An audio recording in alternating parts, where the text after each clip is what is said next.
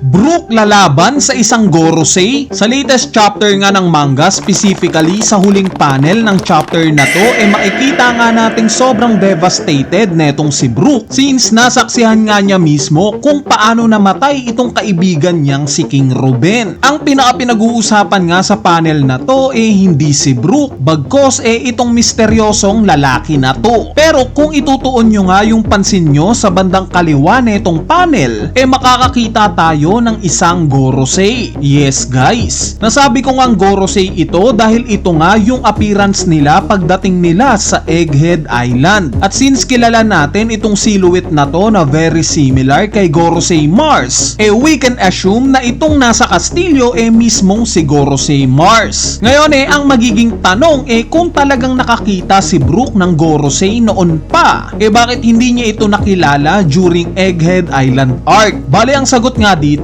dahil sa hindi naman nagkita itong dalawa na to. Kung matatandaan nyo, paglapag nga ni Gorosei Mars sa Egghead Island, agad siyang nagtungo sa Labo Base para hanapin yung signal na ginagamit ni Vegapunk para mag-broadcast. At nung time nga na sumama na siya sa labanan, nakita nating pinatalsik siya kaagad netong sila Luffy at Bonnie. Kaya nga kung mapapansin nyo, hindi siya kasama sa huling laban ng mga Gorosei. Nauna na nga rin siyang bumalik sa Merijoa. Meaning hindi na nagkaroon pa ng tsansa na magkita itong dalawa na to. Kaya malamang hindi rin ito nabanggit ni Brook during Egghead Island arc. Sa part naman na itong bagong karakter na ni-reveal, usap-usapan nga siya ngayon. May mga nagsasabi nga na possibly daw na isa siya sa mga admiral. Pero kung ako nga ang tatanungin, nasa suot na mismo niya ang clue sa kung anong organization siya nagmula. Yes, isa nga siyang Holy Knight. Kung mapapansin nyo, very similar nga itong suot niya sa suot rin ni Saint Summers. Even yung badge nga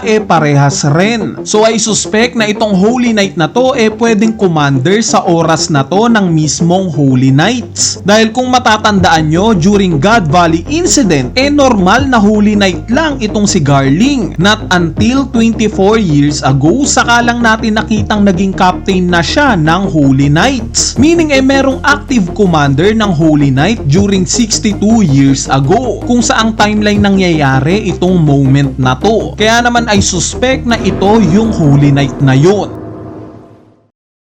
Anyway, nakita naman natin na yung sitwasyon sa huling panel na to, nakita nating patay na itong si King Ruben. At itong si Ganku nga mismo ang pumatay base sa scene na to, na domi-reverse nga silang dalawa. Ngayon ang magiging tanong bakit? Bakit kinailangan pa ng world government na magpadala ng libu-libong marines, Cyberpol agents, isang Gorosei, isang Holy Knight, at idomi-reverse pa itong hari ng Esperia Kingdom? Gayong kung titignan nga natin on paper, parang mahina naman itong kingdom na to in terms of battle. Wala nga silang libu-libong army na kayang magpatumba ng ilang libong world government na mga tauhan. Simply isa nga lang silang kingdom na gumagawa ng mga musical instrument. Bali sa tingin ko nga may mas malalim pa na dahilan dito. At sa susunod na chapter nga ito masasagot. Bali kung may idea nga kayo kung ano ito possibly, i-comment nyo na nga yung idea nyo sa ating comment section sa ibaba para mapag-usapan natin yan.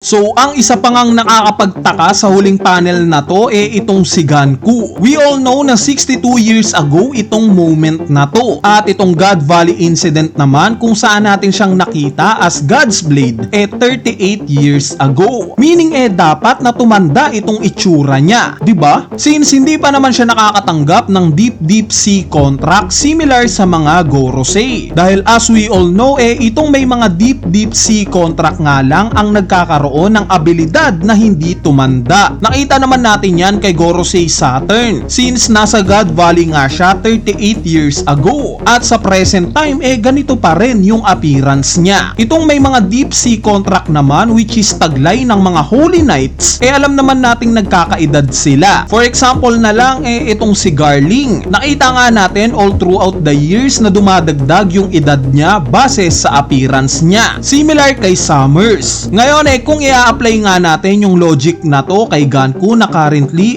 deep sea contract pa rin itong taglay niya since isa pa nga rin siyang Holy Knight. Kung 62 years ago nga 15 years old na siya, ang ibig sabihin lang dapat na 77 years old na siya ngayon. Pero base nga sa appearance niya malabong ganito yung edad niya. Kaya naman kung ako nga ang tatanungin malamang sa malamang na related kay Ganku kung bakit sinugod ng buong puwersa ng world government itong Esperia Kingdom. Possible ngang may kinalaman dito yung pagiging vessel niya kay Im Sama. Dahil as we all know siya pa nga lang ang nakikita natin sa hanay ng mga Holy Knights ang kayang masaniban nitong si Im Sama.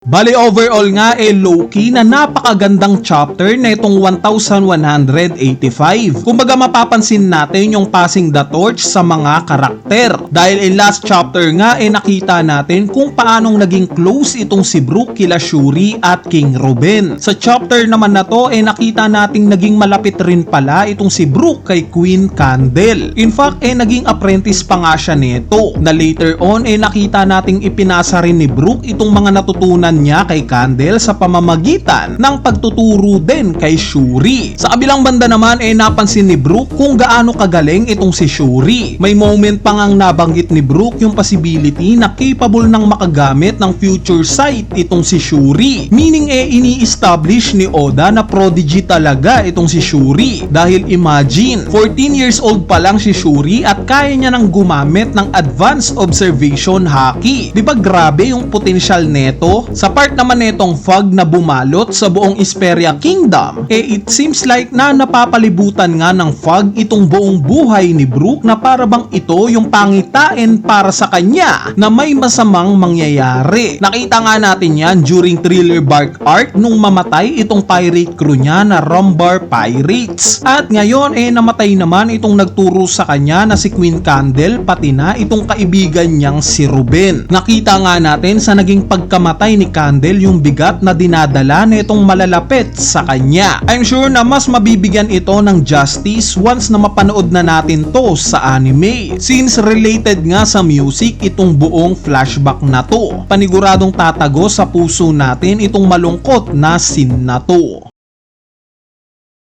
Anyway, ayan na nga yung maikling analysis video natin para sa latest chapter ng manga na chapter 1185. Kung sakaling na-enjoy nyo nga itong video na to, huwag nyo nang kalimutang pindutin niyang like button dahil napakalaking tulong na nga niyang like nyo para sa ating channel. At syempre, idamay nyo na rin yung subscribe button para sa mas marami pang video tulad neto. So, yun lang. Peace!